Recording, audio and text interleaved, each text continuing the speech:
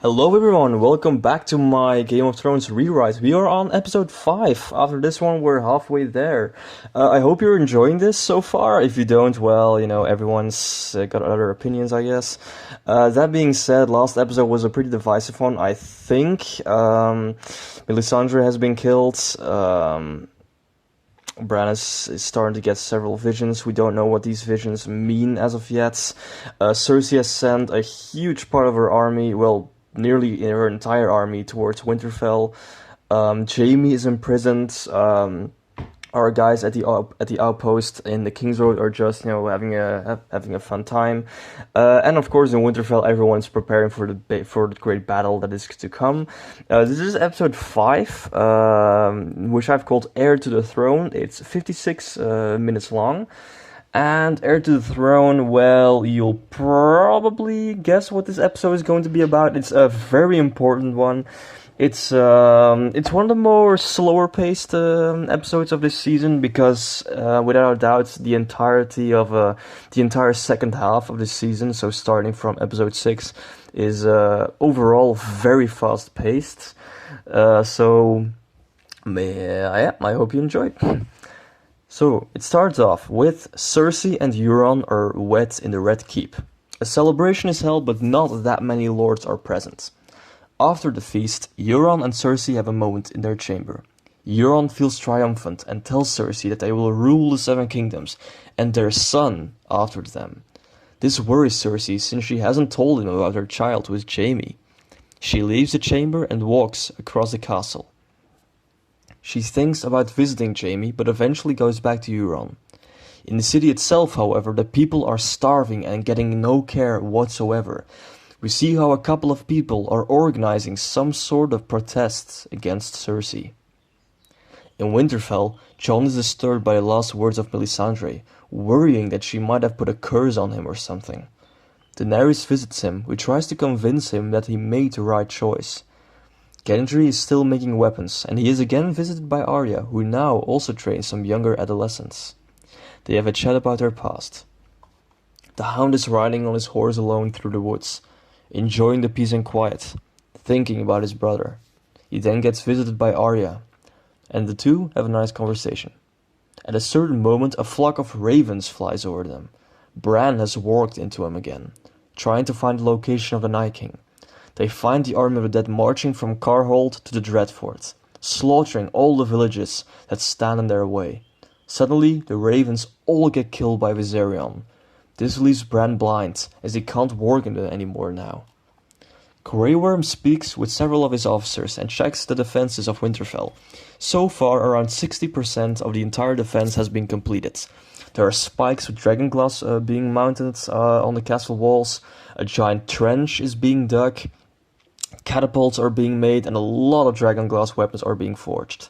Food is being imported from the local town. Sansa is checking the supplies alongside with Lord Royce and Lady Lyanna. Suddenly, another rider is spotted approaching Winterfell. It appears to be Theon, and he is let in. He is greeted by Sansa, with whom he has an emotional reunion. Daenerys meets him, and Theon informs her that he is the only Greyjoy left, and that Yara died while they were trying to save her. Jon also meets him, and they both have a friendly reunion. Theon is informed about the state of affairs in the War Council. In King's Landing, Euron wakes up next to Cersei in bed. He discovers, however, that Cersei is bleeding. He pulls away the blankets. This wakes up Cersei, and when she realizes she is bleeding, she starts to panic. Qyburn enters the room and takes her to his room for treatment. Qyburn later informs Euron that she had a miscarriage. Euron confronts Cersei with this later on, and she tells Euron that it was his child, while of course it was Jaime's. Euron is shocked by this and leaves. In Winterfell, Jorah goes to Lyanna, and both have a conversation about their family. Tyrion and Varys walk around the castle walls, discussing the fact of Jon and Daenerys being together. They both agree on the fact that both of them ruling as king and queen would be an ideal option. Sam does some research about the Army of the Dead and the Night King in the library. He leaves to check on Gilly and little Sam. All three of them have a little family moment for themselves. When Sam goes to the library again, he bumps into Bran and asks him if he has told Jon the news. Sam denies this. He goes to Gilly again and tells her that he has to make a choice, but the possible outcome could mean a great deal.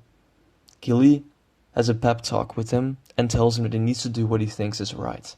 Later, Jon visits his father's grave in the crypts, where he spends some time alone. He talks to his father about the things that he has done, and he hopes that he has made him proud. Sam eventually arrives and struggles to come up with words.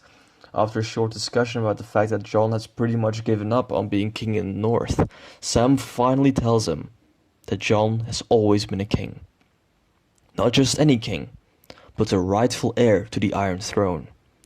Jon refuses to believe him, but when Sam tells him that Bran saw it in a vision and explains why Eddard never told Jon about his mother, Jon slowly starts to accept it, and he slowly walks away, speechless. Sam goes to Bran and tells him that it is done. Jorah and Daenerys again have some time alone in their chamber. He asks her about Jon, to which she answers that they are happy together, no matter what anyone says. Afterwards, Jon enters the room as Jorah leaves them. Jon is clearly shocked by something, and an intense stare down between the two of them begins. And that's where our episode ends. Kind of a cliffhanger there, a stare down between Jon and Daenerys. Jon being obviously shocked about the news. Heir to the Throne, I think, was the ideal title for this episode. It really was. Well, not mainly about the heritage of Jon, but I thought that it was time for Jon to discover the truth. As I've said before, this was a more slow-paced episode. That being said, some things happen, it's all being progressed, the defense of Winterfell is being fully prepared. That being said, Cersei has had a miscarriage. Cersei, well, Euron, of course, didn't even know she was pregnant, but Cersei convinced Euron that it was actually his child that she was carrying, while of course it was Jaime. Jaime still being in the dungeons.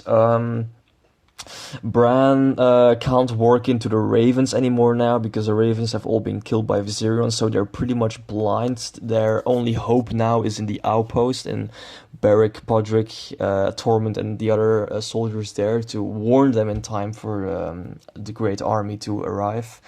No updates on the army of Cersei. I guess they're still on the way.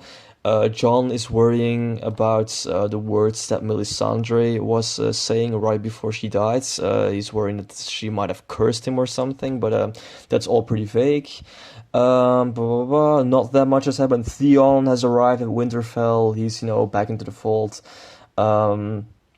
And yeah, the main thing right now is pretty much that Sam has finally told Jon about his, his true heritage, and a tiny cliffhanger at the end where Jon just looks at Daenerys in total shock. So we'll see how that ends. Alright guys, I hope you enjoyed the episode, and I'll see you guys next time.